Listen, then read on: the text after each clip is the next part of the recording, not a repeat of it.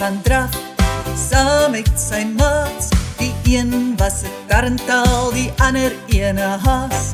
Maar Slak was te stadig, kon nie by hul bly. Toe het hy 'n slim plan gekry. Hey, hey, kyk net hoe vinnig Slak gly, gly. Hey, hey, het die seep by die wasbak gekry, kry.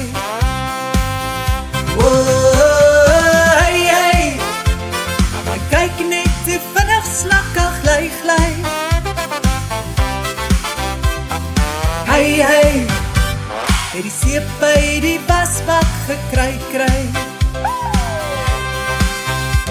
Tarantaal was vinnig en so ook was haas, maar Slak was die vinnigste en almal was verbaas.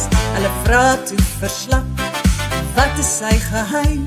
Maar hy waai net toe hy op die horison verdwyn. Hey, hey, kyk net hoe vinnig Slak gly, gly. Hey, hey, het die seep by die wasbak gekry, kry. Oh, hey, hey, kyk net hoe vinnig Slak gly, gly. Hey, hey, het die seep by die wasbak gekry, kry. So luister nou mooi na Slak se goeie raad, moet nooit touw opgooi of moedeloos raak. Glo in jouself, hou aan om te probeer. As jy so gaan wees, sal niks jou kan keer.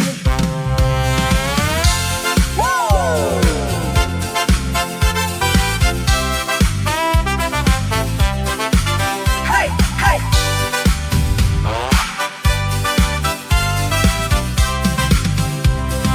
hey, hey, kyk net hoe vinnig Slak gly, gly. Hey, hey, het die seep by die wasbak gekry, kry. Hey, hey, het die seep by die wasbak gekry, kry.